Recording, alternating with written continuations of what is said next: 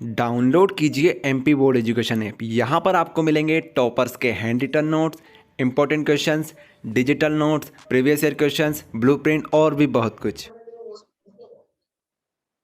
तो chapter number 2 solution, किसी का सॉल्यूशन देखने वाले हैं क्वेश्चन बैंक का। तो करते हैं स्टार्ट।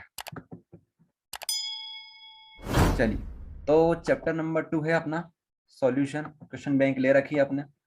तो answer the following question in about 30 words. Okay, तो पहला क्वेश्चन है right the definition of gram molecular elevation constant and gram molecular depression constant. Okay, क्या समझ में आ रहा है इस क्वेश्चन से आपको? ठीक है, elevation constant and depression constant ये आपसे पूछा जा रहा है। तो इसको अपन ने बहुत बेहतरीन तरीके से समझा था। कोई बताना चाहेगा कैसे किया था हम लोगों ने? चलो शुभम, शुभम क्लास में हो, आपको बताना है, दोनों को समझाना है कैसे हमने समझा था इस चैप्टर को। ये क्वेश्चन किस टाइप से आप समझाओगे? समझ में आ गया क्वेश्चन क्या है? मोलर एलिवेशन कांस्टेंट पूछा है और आपसे डिप्रेशन कांस्टेंट पूछा हुआ है। के एफ एंड के ये बी सर आपसे पूछा जा रहा है। सर समझा नहीं पाऊंगा क्योंकि घर में मेहमान है, इधर बाजू के रूम में पढ़ रहा हूँ इसलिए। चलो कोई बात नहीं, कोई बात नहीं। सुमित, माइक ऑन करें आप बताएं। देखो, आपसे मैं उम्मीद कर रहा हूँ कि आप बताओगे, क्योंकि बहुत अच्छी तरह से समझाया था मैंने और आपने अभी अभी हाफ ईयरली एग्जाम दी है अपनी, तो आपको आना चाहिए। Molar elevation constant and molar depression constant क्या होते हैं, जरा बताओ। Sir gram molecular elevation constant होते हैं जिनमें जो क्या सर मेल्टिंग पॉइंट इंक्रीज होता है और डिप्रेशन में फ्रीजिंग पॉइंट डिक्रीज होता है। चलो ठीक है, देखो, ग्राम मोलिकुलर एलिवेशन कांस्टेंट, इससे घबराना नहीं है, नाम समझो यहाँ से। Molar elevation constant, cryoscopic constant आपसे पूछा जा रहा है। तो ये क्या होता है? ये एलिवेशन इन बॉइलिंग पॉइंट ही होता है। कब होता है? अगर हमारे पास मोलालिटी 1 हो जाए, अगर हमारे पास मोलालिटी यूनिटी हो जाए, तो हम बोल सकते हैं कि जो मोलर एलिवेशन कांस्टेंट है वो किसके इक्वल है? एलिवेशन इन बॉइलिंग पॉइंट के इक्वल है। और क्या, अब इसका सॉल्यूशन मैं आपको दिखा देता हूँ, ओके, ताकि आपको और ज्यादा समझ में आएगा। उसी प्रकार से अपना जो डिप्रेशन इन फ्रीजिंग पॉइंट है वो रहेगा। बहुत सिंपल है ये, बहुत सिंपल। अगर आपको थोड़ा भी पता है एलिवेशन इन बॉइलिंग पॉइंट के बारे में और डिप्रेशन इन फ्रीजिंग पॉइंट के बारे में, तो आप बता दोगे क्वेश्चन को। ये देखो, यहाँ पर बिल्कुल हमने अच्छे से व्यवस्थित समझा था। और जब मैं आपको पढ़ा रहा था तब आपसे मैंने बोला था कि कम से कम इतना कर लेना। ये बहुत बार पूछा जा चुका प्रीवियस ईयर में भी। तो आपसे पूछा जा रहा है मोलर एलिवेशन कांस्टेंट, तो क्या होता है? मोलर एलिवेशन कांस्टेंट में be defined as the elevation in boiling point when the molality of solution is unity. Okay, तो यही है और क्या, elevation in boiling point. Elevation in boiling point के ये इक्वल हो जाएगा। कब हो जाएगा? जब हमारे पास मोलालिटी 1 हो। आया समझ में? ये फॉर्मूला हमने देखा था, इसमें 1 पुट कर दो और क्या, ये इसके इक्वल नहीं हो जाएगा क्या? एलिवेशन इन बॉइलिंग पॉइंट के इक्वल हो जाएगा। इसी प्रकार से फ्रीजिंग पॉइंट होगा, वहां पर भी सेम कहानी है। और ये बहुत ज्यादा इंपॉर्टेंट क्वेश्चन है, ये देख लो, यहाँ पर भी सेम कहानी है। yes.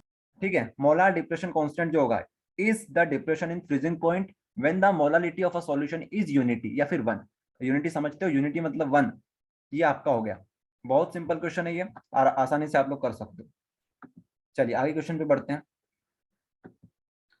अगला क्वेश्चन देखते हैं कौन सा है। What is isotonic solution?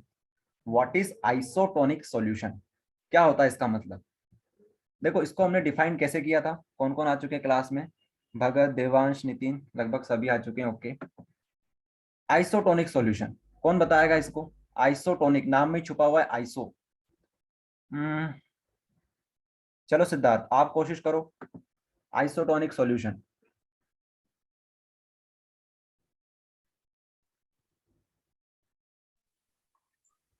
ये ऑस्मोटिक सर प्रेशर से मालूम रिलेशन नहीं करता है, तो सर। आप समझ गए होंगे। क्या हो गया? आवाज नहीं आ रही आपकी। सर ये वाला पता नहीं सर। चलो देखो, आइसोटोनिक सॉल्यूशन ये किससे रिलेशन रखता है? ऑस्मोटिक प्रेशर से रिलेशन रखता है। हमने कहां पर पढ़ा था ऑस्मोटिक प्रेशर में? ऑस्मोटिक प्रेशर ये रहा, मैंने आपको यहाँ पर बताया था अच्छी तरह से। ऑस्मोटिक प्रेशर में आइसोटोनिक सॉल्यूशन, आइसोटोनिक सॉल्यूशन कब बोला जाएगा? दो सॉल्यूशन को आइसोटोनिक सॉल्यूशन बोला जा सकता है जब उनका ऑस्मोटिक प्रेशर इक्वल आ जाए। आया समझ में? जैसे कि यहाँ पर हमने इस प्रकार से समझा था, the solution which have same osmotic pressure are called isotonic solutions. आया समझ में? दो सॉल्यूशन को हम कंपेयर कर सकते हैं यहाँ पर, आ रहा है समझ में? अगर दोनों का ऑस्मोटिक प्रेशर बराबर है तो आइसोटोनिक सॉल्यूशन वो कहला जाएगा। Okay, pi 1 is equal to pi 2, इसका मतलब ये है कि solution 1 is in isotonic with solution 2। ठीक है, सिंपल सी बात है, नाम में छुपा हुआ यार आइसो, आइसो मतलब सेम ही तो होता है और क्या। चलो आगे आ जाओ। देखो तुम्हारा समय नहीं है इस चीज को बारीकी से समझने के लिए, क्योंकि चैप्टर हम कर चुके हैं ये पूरा।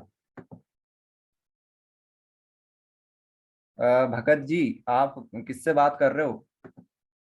थोड़ा देख लिया करो, आप जो चैट बॉक्स में लिखते हो एवरीवन करके लिख रहे हो आप लोग, ओके, तो उसको देख लिया करो, जिसको डायरेक्ट मैसेज करना उसके पास पहुंचाया करो। चलिए, तो क्वेश्चन नंबर 3 हो गया अपना, उसके बाद सॉरी क्वेश्चन नंबर 2 हो गया अपना, क्वेश्चन नंबर 3 पे आ जाओ। What is the role of molecular interaction in a solution of alcohol and water? क्या होगा इसका आंसर? देखो इस प्रकार के क्वेश्चन भी क्वेश्चन बैंक में दे रखे, मैं इस क्वेश्चन की बात कर रहा था कि अगर इस प्रकार के क्वेश्चन अगर आप लोग कर लेते हो तो बहुत ज्यादा कॉन्फिडेंस आता है अपने अंदर। ओके, तो ये क्वेश्चन काफी अच्छा क्वेश्चन है, कौन बताएगा? थोड़ा सा लॉजिक लगाना है, आप लोगों ने ऑर्गेनिक केमिस्ट्री लगभग पढ़ी हुई है, चैप्टर नंबर 1 आपने पढ़ रखा है, तो आप लोग कर सकते हो, इसको मैं समझा चुका हूँ। ओके, तो कौन कोशिश करेगा इसमें? मनीष आप बताओ, what is the role of molecular interaction? इतना समझ गए, मॉलिक्यूलर इंटरेक्शन आपस में जोड़ घटाव हो रहा होगा, मतलब जोड़ ही हो रहा होगा एक तरह से, तो in solution of alcohol and water. तो जब अपन अल्कोहल और वाटर को मिलाएंगे, हाँ, ठीक है, मिक्स करेंगे, तो जाहिर सी बात है कि उनमें हाइड्रोजन बॉन्डिंग होगी। ओके, बिल्कुल सही बता रहे हो आप। देखो अल्कोहल और वाटर दोनों कंपेयर कर सकते हो हाइड्रोजन बॉन्डिंग से, क्योंकि दोनों के पास क्या है, चलो मैं बता देता हूँ आप लोगों को यहाँ पर थोड़ा सा। अल्कोहल क्या होता है? ROH होता है, RO&H। ओके, वाटर क्या होता है? HOH। दोनों के पास ऑक्सीजन है, दोनों के पास ऑक्सीजन है, और जिसके पास F होता है या फिर O होता है या फिर N होता है वो हाइड्रोजन बॉन्डिंग शो कर सकते हैं, तो ये बिल्कुल हाइड्रोजन बॉन्ड शो करेंगे। बिल्कुल मनीष, अब आगे बताइए। तो ये इनका जो मोलिकुलर इंटरेक्शन होगा, जैसा कि क्वेश्चन में पूछा है, वो वीक हो जाएगा, तो यहाँ से जो मॉलिक्यूल्स है वो इजीली स्केप हो मतलब यहाँ से भाग सकते हैं, जैसे पानी के फॉर्म में निकल सकते, पानी तो ऑलरेडी है यहाँ पे। ओके, सो ROH है। देखो समझो मेरी चीज, सब मैं बता रहा हूँ जो सुनना है। आप जो बोल रहे हो बिल्कुल करेक्ट बोल रहे हो, ओके, लेकिन आपकी आवाज थोड़ी धीमी है, क्या पता किसी के दिमाग में गई है या नहीं गई है, मैं फिर से समझा रहा हूँ आप लोगों को। आपसे ये पूछा जा रहा है कि जो मॉलिक्यूलर इंटरेक्शन होता है अल्कोहल और वाटर के बीच में, उसका क्या रोल होता है इंटरेक्शन फोर्स का? तो देखो, जब भी वाटर के अंदर अल्कोहल को डाला जाता है, वैसे दोनों हाइड्रोजन बॉन्ड शो करते हैं, तो जो अल्कोहल अल्कोहल के बीच में जो बॉन्डिंग होती है वो स्ट्रॉन्ग होती है, लेकिन अल्कोहल और वाटर के बीच में जो बॉन्ड बनती है हाइड्रोजन बॉन्ड के फॉर्म में जो जुड़ते हैं, तो ये जो बॉन्ड होती है काफी वीक होती है। ओके, ये जो बॉन्ड बनेगी इनके बीच में वो वीक बनने वाली है, क्योंकि अल्कोहल अल्कोहल के बीच में अच्छी बॉन्ड बनाएगा, वाटर वाटर के बीच में अच्छी बॉन्ड बनाएगा, लेकिन ये दोनों अच्छी बॉन्ड नहीं बनाएंगे, और अगर बॉन्ड अच्छी नहीं है तो मतलब आसानी से स्केप कर जाएंगे। ओके, इनका जो वेपर प्रेशर होगा आसानी से बनने वाला है। ओके, आया समझ में? तो इनकी जो बॉन्डिंग होगी वो काफी वीक होगी, इंटरमोलिकुलर फोर्सेस क्या होंगे? काफी वीक होंगे। आया समझ में? वाटर वाटर का बीच में जो फोर्स होता है वो अच्छा होता है, लेकिन अल्कोहल और वाटर के बीच में जो इंटरमोलिकुलर फोर्स होगा वो वीक होगा, सिंपल सी बात है। ओके, अगला क्वेश्चन देखते हैं।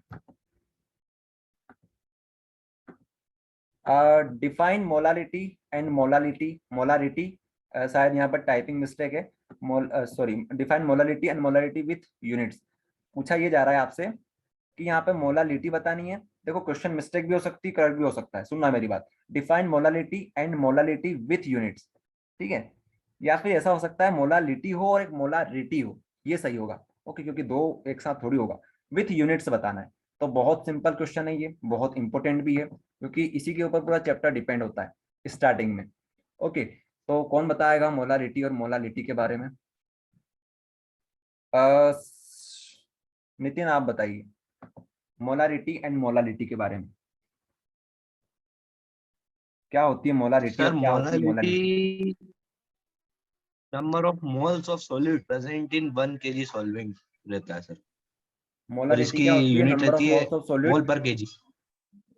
मोलालिटी बता रहे मोलालिटी हो? सर, ओके, और मोलारिटी क्या होती है? Number of moles of solute पर केजी सॉल्विंग। देखो मोलालिटी तो आप बिल्कुल सही बता रहे हो, लेकिन मोलारिटी क्या होती है? मोलारिटी भी आपसे पूछी जा रही है, वहां पे टाइपिंग सर मिस्टेक बता है। रहे हैं सर, मोलारिटी क्या होती है? Number of molarity, number of moles of solute in are present in 1 litre solution. हाँ, वेरी गुड, ठीक और है। इसकी ऐसा यूनिट, इसकी यूनिट है sir moles per litre. Moles per litre, ठीक है। तो दिखा देते हैं आप लोगों को, जिन लोगों को सिर्फ बात सुनने में ही है, उन्होंने देखा नहीं है, तो देख लो एक बार, ताकि थोड़ा सा और दिमाग में बात जाएगी। कहाँ गई मोलारिटी अपनी?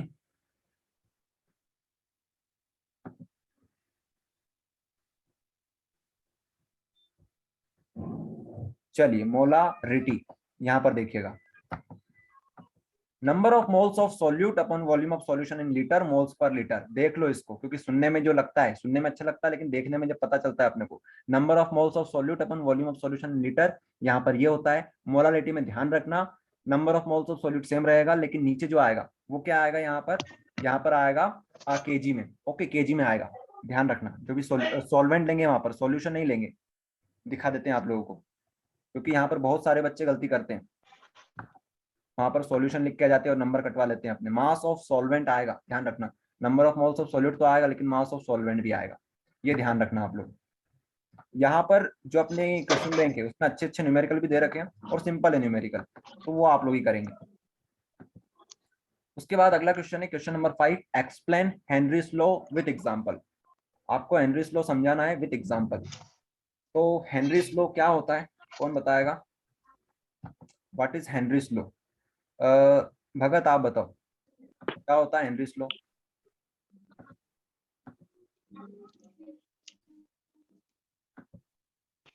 क्या होता है सर हेनरीज ये लॉ? डीप सी पर अरे वो तो उसका एग्जांपल है, वो जो तो उसकी होता है ना सर, एप्लीकेशन वो है, लेकिन डाइविंग होता क्या है करने हेनरीज आते लॉ? हेनरीज लॉ किसके बारे में जानकारी देता है, यही बता दो। हैं। सर ये जो गैस की सॉल्युबिलिटी होती है डायरेक्टली प्रोपोर्शनल होती है प्रेशर के। बस यही होता है, बस इसके अलावा कुछ नहीं होता है हेनरीज लॉ। हेनरीज लॉ ने किसके बारे में जानकारी दी थी? यही बताया था उसने कि जो प्रेशर जब आप लगाओगे, ठीक है, गैस के ऊपर अगर आप प्रेशर लगाओगे तो उतनी जल्दी वो उतनी जल्दी लिक्विड में घुलना स्टार्ट हो जाएगा। ठीक है, कोई बड़ी बात नहीं बोली थी उसने। गैस के ऊपर प्रेशर लगाओ, वो किस में डिजोल्व होगा? लिक्विड में डिजोल्व होने लग जाएगा। जितना आप प्रेशर लगाओगे उतनी ज्यादा उसकी सॉल्युबिलिटी आएगी। और क्या, बहुत सिंपल लॉ है ये हेनरीज लॉ। चलो, उसकी एप्लीकेशन भी आपको मैंने बता दी थी। डीप सी डाइवर जाते हैं मेरी सभी को, थोड़ा सा नेटवर्क इशू हो गया था यहाँ पर। ओके, अब ठीक है। ओके, चलिए, नितिन आवाज आ रही है मेरी? नितिन, भगत, मनीष, सभी को आवाज आ रही है मेरी? ओके, ओके, ठीक है। सर ब्रेक हो रही है। थोड़ी सी आवाज ब्रेक हो रही है, कोई बात नहीं। देखो टाइम ही ऐसा है अपना शाम का, कि क्या करें हम, नेटवर्क इशू आ ही जाता है। चलो ठीक है, इतना आप समझ जाओगे, कोई दिक्कत वाली बात नहीं। तो कहाँ पर थे हम लोग? तो ये समझ में आ गया, हेनरीज लॉ। उसके बाद एक क्वेश्चन ऐसा दे रखा है, फालतू क्वेश्चन।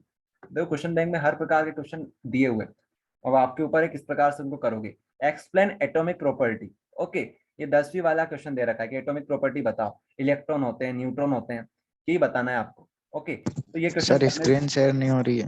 स्क्रीन नहीं दिख रही है आप लोगों को? अभी दिखाई दे रही है स्क्रीन? किसी को स्क्रीन दिखाई दे रही है अब कि नहीं दिखाई दे रही है? No sir. वो सर, नहीं दिखाई दे रही है?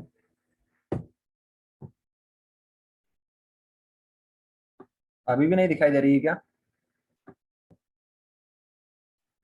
सुमित बताओ। नहीं। Yes sir. हाँ सर, अब विजिबल है।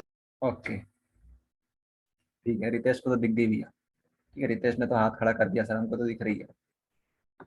चलिए, तो कहाँ पर थे हम लोग? ओके, देवांश भी बोल रहा है सर हमको भी दिख रही है स्क्रीन। तो 6 वाला मैंने आपसे बोल रखा, करना हो तो कर लेना, सिंपल सा क्वेश्चन है, लेकिन ये क्वेश्चन आएगा नहीं, इस प्रकार के क्वेश्चन नहीं आते। देखो परीक्षा बोर्ड वाले ने जो बनाई हुई है, उनमें क्या पता उन्होंने क्या सोच के बनाया है, सब कुछ उन्होंने ऐड किया है। कोशिश तो उन्होंने सब कुछ कर रखी है। देखो यहाँ पर कितने सारे क्वेश्चन दे रखे हैं, अगर इतना कर लोगे तो फिर बचा क्या चैप्टर में। ओके, तो अगले क्वेश्चन पे आ जाओ। ओके, न्यूमेरिकल है, if 120 gram of NaOH is dissolve in 2 litre of solution, find the molarity of the solution. तो ये आपके लिए होमवर्क है, ये आप लोग करेंगे खुद, बहुत सिंपल क्वेश्चन है, कोई बड़ी बात नहीं है। ओके, मोलारिटी निकालनी है आपको, फॉर्मूला आता है, वैल्यू पुट करनी है, खत्म खेल। उसका नीचे वाला क्वेश्चन देखो, if 6 gram of urea is dissolve in 72 gram of water. Okay, देखो टर्म भी उन्होंने ऐसी दी है कि जो आसानी से कट जाए। ओके, ज्यादा आपको दिक्कत नहीं आएगी। Then find the mole fraction of urea, तो आपको मोल फ्रैक्शन निकालना है। सिंपल सी बात है, मोल फ्रैक्शन का अगर आपको फॉर्मूला आता है तो कोई बड़ी बात नहीं है आप लोगों के लिए करने में। ओके, मोल फ्रैक्शन क्या होता है, कौन बताएगा मोल फ्रैक्शन? देख लेते हैं कौन बताएगा। चलो सचिन, सचिन जायसवाल, आपको बताना है व्हाट इज मोल फ्रैक्शन का फॉर्मूला क्या होता है, ऐसा बोलना चाहिए, what is the formula of mole fraction. Sir mole fraction का फॉर्मूला होता है x equals to Na upon Na plus NB। देखो अगर मोल फ्रैक्शन हमें एक, देखो हम मान के चल रहे हैं कि हमारे पास जो भी कंपोनेंट्स हैं वो है A और B, तब आपको कैसे बताओगे मोल फ्रैक्शन की? अगर हमें मोल फ्रैक्शन A का पूछा है तो number of moles of A upon total moles of, ठीक है, इस प्रकार से हो जाएगा। और क्या नंबर, हाँ, तो आपको ये बताना कंपलसरी है कि हमारे पास हाँ मोल्स सर। कंपोनेंट कितने हैं। आप बोलने को बोल सकते हो A और B, लेकिन A और B है क्या वो तो बताओ। A और B हमारे पास कंपोनेंट है और A और B मिलाकर पूरा सॉल्यूशन बना रहे हैं, तब आप बता सकते हो मोल फ्रैक्शन कि number of moles of A जिसका निकालना है उसका, और टोटल रख दो नीचे, तो ये बन जाएगा आपका मोल फ्रैक्शन। मुझे पता है आप लोगों को सबको आता है मोल फ्रैक्शन। ओके, चलिए, उधर मनीष ने आंसर भी निकाल लिया, अच्छी बात है। ओके, आगे देखो फिर, चलो ये बच गया ना अपना नीचे वाला। देखो न्यूमेरिकल आप लोग कर सकते हो, अगर मैं करवाऊंगा तो बहुत टाइम लग जाएगा, और आपको करना जरूरी है क्योंकि न्यूमेरिकल में फॉर्मूले में वैल्यू पुट करनी है, और आप लोग कर सकते हो। अगर नहीं आए तो बता देना, ओके, मैं अलग से समझा दूंगा आप लोगों को। 9th वाला देखो, ये भी न्यूमेरिकल, ये मास परसेंट के बेसिस पे पूछा गया है। तो मास परसेंट भी आपको पता है कैसे निकालते हैं मास परसेंट, ठीक है, सॉल्यूट अपॉन सॉल्यूशन इनटू 100 कर दो, और क्या, ये आ गया मास का परसेंट, परसेंट, सेंट मतलब 100 से मल्टीप्लाई। ओके, तो इस प्रकार से 9th वाला भी आप कर लोगे। देखो डरना मत इन क्वेश्चन से, बहुत सिंपल क्वेश्चन है, करना पड़ेगा आपको, क्योंकि सब कुछ मैं थोड़ी करवाऊंगा आप लोगों को, टाइम लगेगा आपको फिर ऐसा करवाएंगे तो आप लोग कोशिश करना, हो जाएगा। चलिए, define osmosis and osmotic pressure, क्या होता है ऑस्मोसिस और ऑस्मोटिक प्रेशर, कौन बताएगा? ये आप लोगों से ही पूछेंगे क्योंकि आपको मैंने बहुत अच्छे से पढ़ा रखा है ये। चलो उत्तम, बताएंगे आप ही ऑस्मोटिक एंड ऑस्मोटिक प्रेशर, थोड़ा कोशिश करो आप बताने की। सर इसमें सर अपन एक कंटेनर में एक तरफ सॉल्यूशन लेते हैं और एक तरफ सॉल्वेंट लेते हैं। Okay, very good. उसके बाद सर इसमें वो सेमी परमेबल सॉल्वेंट, मेम्ब्रेन, बीच में क्या रखते हैं? सेमी परमेबल हाँ मेम्ब्रेन। सेमी परमेबल मेम्ब्रेन लगाते ओके, हैं।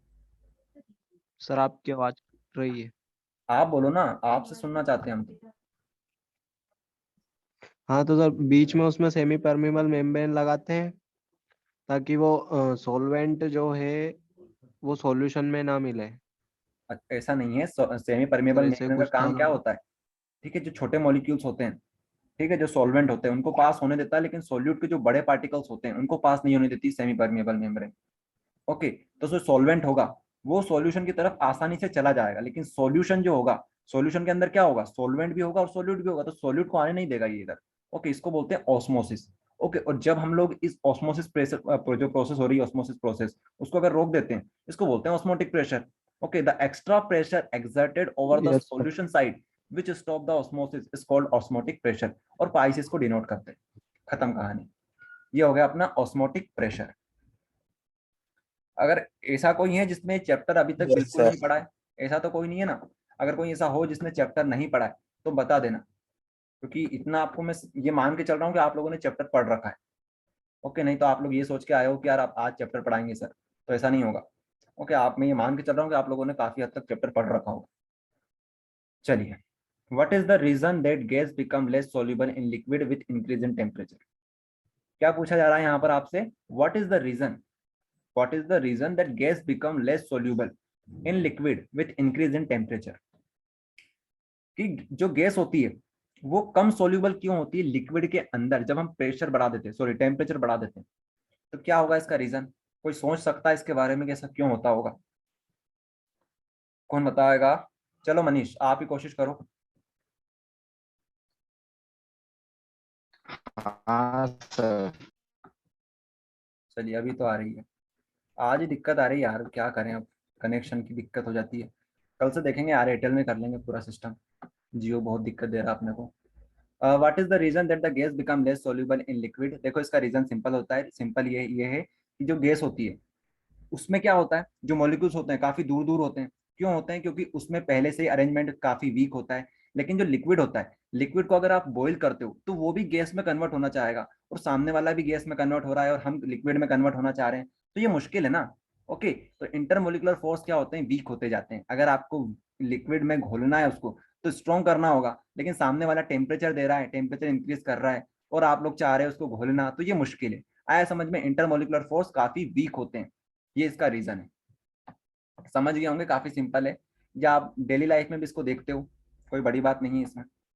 अगला क्वेश्चन देखो, what is Raoult's law of vapour pressure? ठीक है, vapour pressure depression, right the limitation of Raoult's law. तो राउल्ट्स लॉ कभी ना कभी तो आपने सुना होगा और बहुत बार आपने पढ़ा होगा। अगर आप लोगों ने हाफ ईयरली एग्जाम दी होगी तो वहां पर भी हो सकता है आपसे पूछ लिया गया हो राउल्ट्स लॉ के बारे में, और राउल्ट्स लॉ बहुत ज्यादा इंपॉर्टेंट भी होता है। ठीक है, उसके बाद लिमिटेशन क्या होती है कि जो राउल्ट्स लॉ होता है वो किस पर अप्लाई होता है, सिर्फ और सिर्फ आइडियल सॉल्यूशन जो होते हैं उनके ऊपर ये अप्लाई होता है। सिंपल सी बात, ये होगी इसकी लिमिटेशन। तो राउल्ट्स लॉ अगर आप लोग पढ़ लोगे तो अच्छी बात है। राउल्ट्स लॉ समझाना है आपको। देखो यार, समय की कमी है अपने पास, लेकिन फिर भी मैं कोशिश करता हूँ कि आपको जल्दी से जल्दी समझा दूं, क्योंकि राउल्ट्स लॉ समझना इतना आसान भी नहीं है अगर आपके थोड़ा बेसिक क्लियर नहीं है, खासकर इसी चैप्टर के बेसिक्स। ओके, लेकिन मैं कोशिश करता हूँ आपको समझाने की फटाफट। ठीक है, देखो अगर आपने चैप्टर नहीं पढ़ा है तो थोड़ी दिक्कत आ सकती है। अगर आपने थोड़ा भी चैप्टर के बारे में पढ़ा होगा तो राउल्ट्स लॉ आपको पता होगा कितना इंपॉर्टेंट है। ओके, कहाँ पर देखा था हमने राउल्ट्स लॉ के? यहाँ पर देखा था। देखो राउल्ट्स लॉ क्या बोलता है अपने को, in a solution the partial vapour pressure of each component is directly proportional to the mole fraction of that component. अब आपको पार्शियल प्रेशर पता होना चाहिए, ओके, वेपर प्रेशर पता होना चाहिए। टर्म अगर आपको पता होगी तभी आप राउल्ट्स लॉ को अच्छी तरह से समझ सकते हो। इसलिए मैं बोल रहा था कि अगर आपने थोड़ा सा चैप्टर पढ़ रखा है तब तो ये चैप्टर आपके लिए इजी है, क्वेश्चन बैंक आपके लिए इजी है। लेकिन अगर आपने चैप्टर ही नहीं पढ़ रखा है तो थोड़ा सा मुश्किल हो सकता है आपके लिए। अभी रितेश, आप इतना ध्यान रखो कि जो अपना राउल्ट्स लॉ होता है वो ये बताता है p a is equal to p naught a zeta है। Okay, p a is equal to p naught a zeta है। अगर हम समय मिलेगा तो आपको ये चैप्टर में फिर से करवा दूंगा। ओके, अभी आपको टेंशन लेने की जरूरत नहीं है, क्योंकि यार इतना समय ज्यादा लग जाएगा इसको करने में और अपने पास इतना समय है नहीं। ठीक है, चलिए, तो यही बताता है वो अपने को। और क्या, the partial vapour pressure of each component is directly proportional to the mole fraction of that component. और क्या, राउल्ट्स लॉ इतना ही होता सर? परीक्षा बोर्ड में सर मतलब कुछ तो और भी राउल्ट्स आ लॉ के गया? आगे भी है ना। राउल्ट्स लॉ के आगे हम कहाँ पढ़ते हैं? आरएलवीपी में पढ़ते हैं, relative lowering in vapour pressure. अगर आपको और भी ज्यादा डेरिवेशन करना है तो आप लोगों को यहाँ पर मिलेगा आरएलवीपी में, relative lowering in vapour pressure. और राउल्ट्स लॉ इतना ही होता है, राउल्ट्स लॉ की बात करें तो इतना ही होता है। लेकिन अगर आप इसको एक्सटेंड करना चाहो तो बिल्कुल कर सकते हो। ठीक है, यहाँ तक आप एक्सटेंड कर सकते हो। एग्जाम में कितना लिखना होगा? एग्जाम में कितना लिखना तो होगा? क्वेश्चन अगर आपसे 2 नंबर में पूछे तो आपको उतना ही लिखना है, अगर 3 नंबर में पूछे तब भी आपको उतना ही लिखना है। लेकिन अगर आपसे वो आगे तक पूछ ले कि आपको ये भी बताना है कि मोलर मोलर मास कैसे निकालोगे, तो फिर आपको पूरा करना पड़ेगा, और मैं आपको करवा चुका हूँ। ठीक, कहाँ पर थे हम लोग? Yes. ये तो प्रीवियस ईयर क्वेश्चन देख लिया हमने। चलिए, तो यहाँ पर थे, और इसकी लिमिटेशन भी समझ में आ गई कि आइडियल सॉल्यूशन के ऊपर ये वैलिड होता है। चलिए, generally on mixing a solute in a solvent its boiling point increases, why, explain the reason. चलो मैं फटाफट आपको समझा देता हूँ, अब आपसे मैं बार बार नहीं पूछूंगा। आपसे ये पूछा जा रहा है अगर सॉल्यूट को सॉल्वेंट के अंदर मिलाया जाए, ओके, नमक को पानी के अंदर मिलाया जाए, okay, it's boiling point increases. तो अब इसे जो बॉइल करेंगे हम लोग उसमें टाइम ज्यादा लगेगा, मतलब ज्यादा प्रेशर हमें देना पड़ेगा, सॉरी टेम्परेचर हमें देना पड़ेगा। तो ये क्यों होता है? ये बात तो हम सभी को पता है कि अगर हम नॉर्मल वाटर को अगर बॉईल करेंगे उसमें जो टाइम लगेगा, मतलब जिसमें टेम्परेचर लगेगा उससे तो ज्यादा ही लगने वाला है अगर हम लोग उसमें सॉल्वेंट भी मिक्स कर दें, सॉरी सॉल्यूट भी हम उसमें मिक्स कर दें। तो ये क्यों होगा? इसका रीजन सिंपल सा है, जो सॉल्यूट होता है, ओके, हमें क्या करना है, हमें वेपर प्रेशर में कन्वर्ट करना है। बॉइलिंग करना मतलब वेपर प्रेशर में कन्वर्ट करना, ओके, मतलब इवेपोरेट करना पड़ेगा हमें सॉल्यूट को, पानी को हम लोगों को इवेपोरेट करना है। अब हमारे पास नई नई चुनौती क्या आ गई? हमारे पास नई चुनौती ये आ गई कि हमारे पास सॉल्यूट भी है। अब सॉल्यूट की जो बॉन्ड्स हैं उनको भी हमें ब्रेक करना होगा, ओके, उनका इंटरमोलिकुलर फोर्स उनको भी तोड़ना पड़ेगा। वो अलग से उसको इवेपोरेट करने के लिए हमें टेम्परेचर चाहिए। तो अब हमारे पास पहले से सॉल्वेंट था, उसको हमने इवेपोरेट किया, उसके बाद सोल्यूट जो है अब उसमें मिक्स हो चुका है, उसकी भी बॉन्ड वगैरह तोड़ने के लिए हमें ज्यादा टेम्परेचर देना पड़ेगा। तो ये इसका रीजन होता है कि हमें इसमें टेम्परेचर ज्यादा देना पड़ेगा, क्योंकि हमें ज्यादा एनर्जी खर्च करनी पड़ेगी। ओके, तो ये सिंपल सी बात है यहाँ पर। चलिए अगला देखो, why does adding are volatile solute to a solvent, ठीक है, solvent lower its vapour pressure. समझ में आ गया होगा, दोनों क्वेश्चन एक दूसरे से लिंक्ड है, देख लो आप लोग। अगर हम लोग वोलेटाइल सोल्यूट जो होगा उसको अगर सॉल्वेंट के अंदर डाल देंगे, सॉल्वेंट समझ में आ रहा है, सॉल्वेंट क्या होता है, सोल्यूट क्या होता है, इतना आपको पता होना चाहिए। ओके, नहीं तो पता चले आप नहीं कर पा रहे हो। सॉल्वेंट के अंदर अगर हम सोल्यूट डालते हैं, ठीक है, सोल्यूट अंदर डाल देते हैं, तो उससे क्या होगा, अब मान लो हमने सोल्यूट डाल दिया इसके अंदर, अब इसको आप लोग टेम्परेचर दे रहे हो, ठीक है, हीट कर रहे हो इसको, तो अब क्या होगा, जो पहले हमारे पास सोल्यूट था उससे ज्यादा एनर्जी हमें खर्च करनी पड़ेगी, उससे यहाँ टेम्परेचर हमें देना पड़ेगा। अब टेम्परेचर ज्यादा देंगे, ओके, ज्यादा टेम्परेचर देंगे तो ज्यादा टाइम लगेगा। ओके, लगेगा कि नहीं लगेगा टाइम। तो बस यही बात यहाँ पर हो रही है कि अगर हम सोल्यूट ऐड करेंगे सॉल्वेंट के अंदर, तो उसका वेपर प्रेशर कम हो जाएगा। पहले वेपर ज्यादा बन रही थी, लेकिन अब उसी टेम्परेचर के ऊपर अगर हम टेम्परेचर नहीं बढ़ाते तो उसमें टाइम लगेगा और वेपर कम बनेगी। ओके, उसी टेम्परेचर के, क्योंकि टेम्परेचर यहाँ पर दे नहीं रखा है, तो उसी टेम्परेचर के ऊपर वेपर कम बनेगी। ओके, क्यों बनेगी, क्योंकि हमारे पास सोल्यूट भी है, उसको भी इवेपोरेट करना है। ठीक है, वेपर प्रेशर यही तो बताता है इवेपोरेशन के बारे में, इवेपोरेशन करेंगे तभी तो कंडेंसेशन होगा बाद में, तो हमें इवेपोरेट करने के लिए ज्यादा एनर्जी खर्च करनी पड़ेगी, सिंपल सी बात है। ओके, चलिए आगे देखिए, find the molar fraction find the molar fraction of both in a mixture of 72 gram of water and 92 gram of ethanol। ठीक है, तो क्वेश्चन सिंपल सा है, न्यूमेरिकल है, ये मोल फ्रैक्शन के ऊपर क्वेश्चन है, दोनों का निकालना है मोल फ्रैक्शन, तो आप लोग निकाल सकते हो, ये क्वेश्चन बहुत सिंपल है। ओके, मोल फ्रैक्शन के ऊपर डायरेक्ट दे रखा है आपको क्वेश्चन। अगला देखो, describe the factor affecting the solubility of a solid in a liquid. ये भी बहुत सिंपल क्वेश्चन है, इसको हम लोग अच्छी तरह से कहाँ पर करा था, इसको हमने किया था surface chemistry, sorry chemical kinetics के अंदर। आपसे ये बोला जा रहा है कि अगर हमारे पास हमारे पास लिक्विड है, उसके अंदर हम लोग अगर कोई सोल्यूट डाल देते हैं, ओके, यही बोला जा रहा है ना यहाँ पर, affecting the solubility of a solute in a liquid. तो अगर हम सॉलिड को लिक्विड के अंदर डालते हैं तो क्या प्रभाव पड़ेगा सॉल्युबिलिटी के अंदर। तो सबसे बड़ा प्रभाव कब पड़ेगा, पहला तो ये है कि अगर आप लोग मान के चलो, अगर हमने सोल्यूट जो ले रखा है, सोल्यूट बोल दो या सोलिड बोल दो, एक ही बात है। अगर सोल्यूट हमने वोलेटाइल ले रखा है या नॉन वोलेटाइल ले रखा है, मतलब कि उसकी जो फिजिकल स्टेट है उसके ऊपर डिपेंड करेगा। ओके, फिजिकल स्टेट के ऊपर ही डिपेंड करने वाला है कि आपने क्या ले रखा है, सोल्यूट जो ले रखा है और जो लिक्विड ले रखा है, लिक्विड आपने पानी ले रखा है, अल्कोहल ले रखा है, तो इसके ऊपर डिपेंड करने वाला है। ठीक है, फिजिकल प्रॉपर्टीज के ऊपर ही डिपेंड करने वाला है। उसके बाद एक और रीजन क्या हो सकता है, उसके बाद आप बोल सकते हो सरफेस एरिया, जैसे शक्कर हो गई, शक्कर को अगर आप बारीक करके डालोगे पानी के अंदर तो वो जल्दी घुल जाएगी। अगर आप लोग शक्कर को बड़े बड़े दाने डालोगे शक्कर के, तो उसमें टाइम लगेगा। ओके, तो सरफेस एरिया के ऊपर डिपेंड कर सकता है। और क्या हो सकता है इसका रीजन, एक रीजन टेम्परेचर भी हो सकता है। अगर आप लोग टेम्परेचर ज्यादा दोगे, अगर मान लो आपने गर्म पानी रखा है उसके अंदर शक्कर घोल रहे हो, तो वो आसानी से घुल जाएगी। ओके, शक्कर आसानी से घुल जाएगी। कंसंट्रेशन, क्या हो गया, कंसंट्रेशन कंसंट्रेशन के ऊपर भी डिपेंड कर ज्यादा सकता होगी है। तो हाँ, अगर कंसंट्रेशन इंक्रीज करोगे आप लोग, तो अपनी जो ये है जो सॉल्युबिलिटी वो भी इंक्रीज होगी, ऐसा ये बताया जाता है जनरली। ओके, नेचर हो गया, सरफेस एरिया हो गया, देखो टेम्परेचर के ऊपर भी जनरली डिपेंड करता है। ये भी दो प्रकार के होते हैं, एक्सोथर्मिक, एंडोथर्मिक। तो आप लोग एक टर्म यूज किया करो, जनरली। ओके, जनरली, जनरली का मतलब होता है अक्सर। ओके, कि अक्सर जब हम टेम्परेचर बढ़ाते हैं तो सोल्युबिलिटी इंक्रीज ही होती है, लेकिन एक दो प्रकार के होते हैं, मैंने जैसे आपको बताया कि एक्सोथर्मिक और एंडोथर्मिक। तो जो एंडोथर्मिक होते हैं वो तो ठीक है, लेकिन एक्सोथर्मिक जो एनर्जी पहले से रिलीज करना चाहते हैं और आप उनको एनर्जी और दे रहे हो, तो वहां पर कहानी अलग होती है। ओके, चलिए चैट बॉक्स में क्या बोल रहे हो आप लोग, ठीक है। अगर इम्प्योरिटी कर दोगे तो क्या मतलब इसका, इम्प्योरिटी कर दोगे तो जो सोल्युबिलिटी है वो डिक्रीज होगी, और क्या। Right the difference between positive deviation and negative deviation. बहुत ज्यादा इंपॉर्टेंट क्वेश्चन, अगर कोई आपसे पूछे, अगर आप किसी समझदार आदमी से पूछोगे कि इस चैप्टर का सबसे इंपॉर्टेंट क्वेश्चन कौन सा है, तो तू बड़ो लगता है नानो एडला 100 में से यादो काट 7 लेते हैं, आदमी यही छोटी दिखा बताएंगे। लेते अरे किसी का माइक ऑन है क्या, नहीं करेंगे कर लो। चलो सचिन, ठीक है। तो सबसे इंपॉर्टेंट क्वेश्चन यही होता है, positive deviation and negative deviation 3 number के लिए बहुत ज्यादा इंपॉर्टेंट होता है। ठीक है, पॉजिटिव और negative deviation.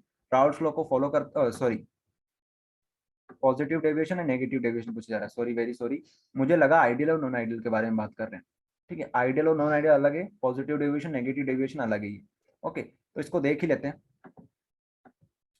Sorry, very sorry, गलती होगी, मुझे लगा कि आइडियल और नॉन आइडियल के बारे में पूछा जा रहा है, लेकिन वो सबसे इंपॉर्टेंट है, ये तो कोई इतना खास इंपॉर्टेंट नहीं है, लेकिन ज्यादा इंपॉर्टेंट है आइडियल और नॉन आइडियल सॉल्यूशन। चलो इसको भी देख ही लेते हैं, positive deviation and negative deviation. ये रहा पॉजिटिव डेविएशन और नेगेटिव डेविएशन। तो पॉजिटिव डेविएशन जो होता है, ओके, वहां पर क्या होता है पॉजिटिव डेविएशन में, vapour pressure of a solution and partial pressure of the component are more than the expected Raoult's law. ठीक है, राउल्ट्स लॉ से अगर ज्यादा आएगा एक्सपेक्टेड तो उसको बोलेंगे पॉजिटिव, अगर कम आएगा तो उसको बोलेंगे नेगेटिव। यहाँ पर जो डेल्टा एच होता है वो पॉजिटिव होता है और डेल्टा वी होता है वो पॉजिटिव होता है। इसको मैंने बहुत अच्छे से समझाया था, आज अपने पास समय नहीं है इसलिए मैं आपको जल्दी जल्दी बता रहा हूँ चीजें। ओके, बाकी इसको समझा चुके हैं बहुत बढ़िया तरीके से। और यहाँ पर डेल्टा एच मिक्स जो होगा वो नेगेटिव, डेल्टा वी मिक्स यहाँ पर नेगेटिव, नेगेटिव की बात कर रहा हूँ, उसके एग्जांपल याद कर लेना। ओके, एसीटोन और CS2, acetone and CS2, sorry, acetone and CS2, और यहाँ पर याद कर लेना एसीटोन एंड क्लोरोफॉर्म। ठीक है, ये रिएक्शन आप लोग देखते हो ऑर्गेनिक केमिस्ट्री में, चैप्टर नंबर 1 मतलब चैप्टर नंबर 10 और अपनी केमिस्ट्री का, और चैप्टर नंबर 1 ऑर्गेनिक केमिस्ट्री का, ये रिएक्शन आपको देखने को मिलती है क्लोरोफॉर्म में। वैसे तो ये रिड्यूस हो चुका है टॉपिक, लेकिन फिर भी इंपॉर्टेंट होती है वो रिएक्शन। चलो अब इतनी बात नहीं करेंगे इनके ऊपर, आगे बढ़ते हैं। पॉजिटिव हो गया, नेगेटिव हो गया। अगला क्वेश्चन है, write in increasing order of the depression in freezing point water with equal amount of acetic acid, trichloroacetic acid and trifluoroacetic acid. Okay, तो अब आपको क्या बताना है, यहाँ पर इंक्रीजिंग ऑर्डर में बताना है फ्रीजिंग पॉइंट को वाटर के with equal amount of acetic acid, trichloroacetic acid and trifluoroacetic acid. तो 2 मिनट का समय हमारे पास, ये क्वेश्चन फटाफट फिनिश करते हैं। एसिटिक एसिड क्या होता है भैया, CH3COOH, ये होता है अपना एसिटिक एसिड। उसके बाद ट्राइक्लोरोएसिटिक एसिड, ट्राइक्लोरोएसिटिक एसिड, ये क्या होता है, ट्राइक्लोरो मतलब 3 हमें क्लोरीन लगाने, 3 हमें क्या लगाने हैं, क्लोरीन लगाने। कहाँ लगाने, देखो यहाँ पर ट्राइक्लोरोएसिटिक एसिड। तो एसिटिक एसिड फिर से बना लेते हैं, थोड़ी सी ऑर्गेनिक केमिस्ट्री आपको आनी चाहिए यहाँ पर, ओके, तभी आप लोग कर सकते हो। ट्राई मतलब 3 क्लोरीन हमको लगाना है, एक यहाँ पर, एक यहाँ पर और एक यहाँ पर। और ऐसा मत बोलना कि सर हमको तो ऑर्गेनिक केमिस्ट्री पढ़ाई नहीं अभी तक आपने। ऑर्गेनिक केमिस्ट्री में इतनी तो करवा चुका हूँ आप लोगों को कि आप ये क्वेश्चन कर लोगे आसानी से। ओके, बाकी जो ए बैच वाले थे उनको तो मैंने पूरी करवा चुका हूँ, बाकी जो अभी नए स्टूडेंट आए थे उनका रह गया थोड़ा सा ऑर्गेनिक केमिस्ट्री, तो वो भी करवा देंगे। तो ये बन गया आपका ट्राइक्लोरोएसिटिक एसिड। उसके बाद इसी प्रकार से ट्राइफ्लोरो बनेगा। तो यहाँ पर हमको समझना ये चीज है कि फ्रीजिंग पॉइंट इंक्रीज किधर होगा, आपको इंक्रीजिंग ऑर्डर में अरेंज करना है। तो देखो, अगर आपने थोड़ा सा इंडक्टिव इफेक्ट पढ़ा हो, इंडक्टिव इफेक्ट क्या बताएगा कि यहाँ से, सॉरी, पहले तो हमें ये पता होना चाहिए कि एसिडिक एसिड है, तो एसिड किस तरह से बनेगा, H+ डोनेट करके एसिड बन सकता है, इसके ऊपर नेगेटिव बनेगा। ओके, यहाँ पर नेगेटिव आ जाएगा। तो जो फ्लोरीन क्लोरीन लगे हुए हैं यहाँ पर राइट साइड, ये क्या करेंगे, चार्ज को खींचेंगे। ओके, चार्ज को यहाँ से खींचेंगे, और हम यही तो चाहते हैं कि चार्ज कम से कम हो। अगर चार्ज कम से कम होगा तो जो H+ है वापिस इसके ऊपर नहीं आएगा। अब किसी किसी के ऊपर से जा रही होगी ये बातें, लेकिन जिन बच्चों ने ऑर्गेनिक केमिस्ट्री अच्छे से पढ़ रखी है उनको समझ में आ रहा होगा इंडक्टिव इफेक्ट की कहानी, कि यहाँ से चार्ज Cl- हो गई, ये सब खींचेंगे तो यहाँ से चार्ज खिंचाएगा ऑटोमेटिक। ओके, और इसी प्रकार से हमारा H+ आसानी से रिलीज हो जाएगा, और H+ निकलना इसी को हम बोलते हैं एसिड। ओके, तो सबसे अच्छी तरह से कहाँ से निकलेगा, ये देखो यहाँ पर फ्लोरीन भी रखा है, तो मैं यहाँ पर बना नहीं रहा हूँ, आप लोग समझ गए होंगे। इस प्रकार से यहाँ पर फ्लोरीन भी होगा, 3 हमसे पूछे जा रहे हैं, यहाँ पर फ्लोरीन, यहाँ पर फ्लोरीन, यहाँ पर फ्लोरीन। तो ये अच्छी तरह से एसिड कहलाएंगे, मतलब सबसे अच्छा एसिड ये रहेगा, उसके बाद ये रहेगा, उसके बाद ये रहेगा। अब एसिड से कहानी का मतलब ये है, अगर क्लास एंड हो जाए तो आप लोग रिजॉइन कर लेना, 1 मिनट का समय है क्योंकि ये क्वेश्चन हमें अच्छे से समझना है। ओके, क्लास अगर एंड हो जाए तो आप लोग रिजॉइन कर लेना। तो जो फ्लोरीन, चलिए, तो ट्राइक्लोरोएसिटिक एसिड दे रखा है, ट्राइफ्लोरोएसिटिक एसिड दे रखा है, और अपना सिंपल सा एसिटिक एसिड दे रखा है। ओके, तो कहने का मतलब ये है, जो अच्छी तरह से आयंस में ब्रेक हो जाएगा, जो अच्छी तरह से आयंस में ब्रेक हो जाएगा, उसका जो आई फैक्टर है, आई समझते हो, वेंट ऑफ फैक्टर उसका ज्यादा आएगा। ठीक है, उसका आई फैक्टर ज्यादा आएगा कि नहीं आएगा, वेंट ऑफ फैक्टर। और हमें पता है जो आयनिक कंपाउंड्स होते हैं उनकी अगर हमें कोलिगेटिव प्रॉपर्टी निकालनी होती है, जैसे कि हमारे पास डिप्रेशन इन फ्रीजिंग पॉइंट है, ये भी एक कोलिगेटिव प्रॉपर्टी है। अगर हमें आयनिक कंपाउंड की निकालनी होती है तो वहां पर हम आई से मल्टीप्लाई कर देते हैं, आई से मल्टीप्लाई कर देते हैं। और हमें ये भी पता है कि जो डेल्टा टी एफ है, डेल्टा टी एफ बोले तो डेल्टा टी एफ बोले मतलब कि depression freezing point, delta T F ये किस पे डिपेंड करता है, ये डायरेक्टली प्रोपोर्शनल होता है अपने मोलालिटी के। ओके, और यहाँ पर हम लोग आई से मल्टीप्लाई करते हैं। ओके, आई से अगर हम मल्टीप्लाई कर देंगे तो हम यहाँ पर क्या लिख देंगे, यहाँ पर मल्टीप्लाई बाय आई करेंगे। आई क्यों करते हैं, क्योंकि वेंट ऑफ फैक्टर हमने पढ़ रखा है, वेंट ऑफ फैक्टर हमें यही बताना है। ओके, तो आयंस में जो ज्यादा ब्रेक होगा उसका आई फैक्टर ज्यादा आएगा, आई फैक्टर ज्यादा आएगा इसका मतलब क्या है, इसका मतलब कि ये डायरेक्टली प्रोपोर्शनल है, तो जितना ज्यादा आई होगा उतना ज्यादा डेल्टा टी एफ होगा। तो इस प्रकार से हम बता सकते हैं कि जो अच्छा एसिड होगा, अरे एसिड अच्छा होगा मतलब कि H प्लस और माइनस में ब्रेक होगा ये। ओके, तो जो अच्छा एसिड होगा उसका आई फैक्टर अच्छा आएगा, उसके अलावा जो डेल्टा टी एफ है वो डायरेक्टली प्रोपोर्शनल है। तो इस प्रकार से हम ऑर्डर बता सकते हैं। तो सबसे अच्छा कौन होगा, ट्राइफ्लोरोएसिटिक एसिड, फिर ट्राइक्लोरोएसिटिक एसिड, फिर आपका एसिटिक एसिड नॉर्मल वाला। तो ये इसका ऑर्डर बन जाएगा। ठीक है, समझ में आ गया होगा आप लोगों को। अगर अभी भी आपको समझ में नहीं आया तो थोड़ा वेट करना, जब मैं आपको ऑर्गेनिक केमिस्ट्री पढ़ाऊंगा वहां पर मैं आपको इंडक्टिव इफेक्ट फिर से रिपीट कर दूंगा। ओके, लेकिन थोड़ा सा वेट करना पड़ेगा आप लोगों को। चलिए अगला क्वेश्चन देखते हैं, 8th वाला। राउल्ट्स लॉ पूछा है आपसे, how can the molecular mass of non volatile solute be determined with its help. देखो मोलिकुलर मास आपसे पूछा जा रहा है, ये तो कर लोगे आप लोग, राउल्ट्स लॉ तो कर लोगे। अब ये बता रहा हूँ मैं आपको मोलिकुलर मास आप कैसे निकाल सकते हो। तो ये भी सिंपल सी बात है, अगर आपने RLVP पढ़ रखा है, RLVP मतलब relative lowering in vapour pressure, तो वहां पर मैंने आपको ये करवाया था। ओके, दिखा देते हैं आप लोगों को कहां पर हमने करा था इसको, relative lowering in vapour pressure. ये देखो यहाँ पर, तो कुछ आगे निकल गया, ये लगा रहा हूँ वापिस से, ये देखो यहाँ पर। तो इस प्रकार से आपको डिराइव करना है। ओके, डिराइव करने के बाद लास्ट में ये कुछ इस प्रकार से आपको एक्सप्रेशन लाना है। ठीक है, ये MB क्या है यहाँ पर, MB यही तो है, मोलर मास ऑफ सोल्यूट, और आपसे यही पूछा है। बहुत सिंपल है, मैथ्स है आपका, छोटा मोटा मैथ्स लगेगा यहाँ पर और हो जाएगा ये। ओके, थोड़ा सा राउल्ट्स लॉ आपको आना चाहिए, और वैसे राउल्ट्स लॉ भी आप डिराइव कर सकते हो, तो ये क्वेश्चन भी हो जाएगा अपना। चलिए, तो यहाँ पर हो गया अपने, आगे जाओ। What is azeotropic mixture? How many types of this? Explain with example. Azeotropic mixture क्या होते हैं, उसके बाद आपसे ये पूछा जा रहा है कि इतने प्रकार के होते हैं, और आपको कुछ एक एक एग्जाम्पल देना उनके। उसके बाद ये करते हैं पहले तो कि क्या होता है आपका एजियोट्रोपिक मिक्सचर। इसको मैंने बहुत अच्छे एग्जाम्पल से समझाया था आप लोगों को, दूध और पानी वाले एग्जाम्पल से मैंने आपको इसको क्लियर करवाया था, लेकिन एक बार और देख ही लेते हैं इसको। एजियोट्रोपिक मिक्सचर, ओके, और आपसे टाइप्स भी साथ में पूछा हुआ, तो टाइप्स तो आप बता ही देखो, एक low boiling point azeotropic mixture, एक high boiling point azeotropic mixture. Okay, तो आपसे सिर्फ टाइप पूछे, टाइप को एक्सप्लेन नहीं करना, लेकिन हमने टाइप्स भी एक्सप्लेन किए थे जब आपको मैं पढ़ा रहा था। Azeotropic mixture is the mixture of liquid which boil at one temperature without any change in composition. अगर हमारे पास दो सॉल्यूशन है, ओके, A एंड B, मान लो दो हमारे पास सॉल्यूट है, सॉल्वेंट है, सॉरी, दो हमारे पास सॉल्वेंट है, ये मान लो पानी है, ये हमारे पास दूध है। ओके, दोनों अलग अलग टेम्परेचर पे बॉईल होंगे।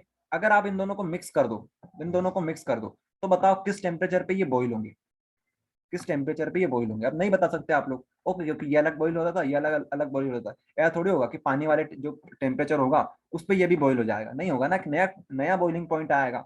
इसी को बोलते हैं एजियोट्रोपिक मिक्सचर। और क्या, the azeotropic mixture is the mixture of liquids which boil at one temperature, जो कि एक टेम्परेचर पे बॉईल हो। अब ऐसा थोड़ी कि दूध अलग बॉईल होगा, पानी अलग बॉईल होगा, अरे एक ही टेम्परेचर पे बॉईल होंगे। और क्या, without change in any composition, और इनकी कंपोजिशन में कोई चेंज नहीं आएगा। ओके, ऐसा नहीं है कि दूध पहले गर्म हो जाएगा, पानी का पहले बाद में गर्म होगा। और दो प्रकार के होते हैं, लो बॉइलिंग पॉइंट एजियोट्रोपिक मिक्सचर और high boiling point azeotropic mixture. इसको भी थोड़ा समझ ही लो। जो पॉजिटिव डेविएशन होता है, पॉजिटिव के लिए लो बॉइलिंग और नेगेटिव के लिए हाई बॉइलिंग, जस्ट अपोजिट कर दो। तो such solution which represent positive deviation towards Raoult's law is called low boiling point azeotropic mixture. High boiling point azeotropic mixture में नेगेटिव लगा दो, बस इतना सा हो गया काम। फॉर एग्जांपल, पॉजिटिव वाले के याद कर लेना और नेगेटिव के याद कर लेना। एग्जांपल से आपको दोनों काम हो जाएगा, मतलब कि पॉजिटिव नेगेटिव में भी आप याद करोगे, इसमें भी याद करोगे, तो दोनों में एक ही याद कर लेना, acetone plus CS2, acetone plus chloroform, ये आपके एग्जांपल हो जाएंगे। ओके, चलिए आगे देखते हैं। उसके बाद अगला है, explain the following formality, normality and parts पर मिलियन। तो ये भी आप लोग कर सकते हो, फॉर्मुलेटी, नॉर्मलिटी एंड पार्ट्स पर मिलियन। फॉर्मुलेटी भी मैंने करवाई है, नॉर्मलिटी भी करवाई है और पार्ट्स पर मिलियन भी मैंने करवाए। उसके बाद 11th वाला क्वेश्चन है, why is helium used in divine apparatus? Why helium is used in a divine apparatus? चलो ये आखिरी क्वेश्चन है, तो मैं आपसे ही सोच रहा हूँ कि आप ही बताओ, क्योंकि बहुत सिंपल क्वेश्चन है। सुमित बताएंगे आप, क्यों ले जाते हैं हीलियम को जो डिवाइन डाइविंग अपैरेटस, मतलब कि डाइविंग अपैरेटस के अंदर भर के, क्या रीजन होता है? सर क्योंकि वो डीप वाटर में जो सोल्यूबिलिटी होती है ब्लड में गैस की, वो इंक्रीज हो जाती है, तो नाइट्रोजन गैस डिसॉल्व हो जाती है ब्लड में, तो जब वो बाहर आते हैं तो उनकी डेथ भी हो सकती है। इसकी वजह से जो हीलियम होती है वो ले जाते हैं सिलेंडर में, ऑक्सीजन के सिलेंडर में भर के। चलिए देखो, हीलियम जो इसकी गैस वजह होती से है, सोल्यूबिलिटी कम हो जाती है। देखो हीलियम जो गैस होती है वो होती है inert gas. Okay, inert gas होती है। अगर जो अपने जो डाइविंग जो होते हैं, डाइवर्स होते हैं, डीप सी डाइवर्स होते हैं, वो जब समुद्र में जाते हैं, गोताखोर जो होते हैं समुद्र में जाते हैं, तो क्या होता है, समुद्र में प्रेशर बढ़ता है। ओके, प्रेशर होता है ना पानी का, तो उसकी वजह से नाइट्रोजन गैस जो होती है वो हमारे शरीर में डिजोल्व होने लगती है। तो उससे बचाने के लिए क्या करते हैं, जो ऑक्सीजन गैस होती है, अरे ऑक्सीजन तो साथ में ले जाएंगे ही ले जाएंगे, अगर ऑक्सीजन नहीं ले जाएंगे तो मर नहीं जाएंगे क्या वो, तो ऑक्सीजन तो ले जाएंगे, साथ में हीलियम गैस को भी मिलाकर ले जाते हैं। ओके, डाइल्यूट फॉर्म में। ये जो हीलियम होती है वो लिक्विड के साथ, आपको पता है इनर्ट होती है, तो लिक्विड के साथ इतनी आसानी से रिएक्शन नहीं करती वो। ओके, तो इसको मिलाकर ले जाते हैं, सॉल्यूशन अपने शरीर में जाएगी ये, और जैसे ही शरीर के मतलब जैसे ही जो अपने जो डाइवर्स होते हैं वो सरफेस के ऊपर आएंगे, तो ये हीलियम वापस रिलीज हो जाती है। इसका ये तो काम होता है, इनर्ट होती है ये। ओके, अपने खून के साथ ये रिएक्शन नहीं करती है, लेकिन जो अपनी नाइट्रोजन गैस होती है अगर वो खून में मिल जाती है तो अपने शरीर पर ये बैड इंपैक्ट डालती है, अपने शरीर पर, मतलब कि जो डाइवर्स होते हैं उनके शरीर पर। और इसकी वजह से एक बीमारी होती है जिसको बोलते हैं बेंड्स।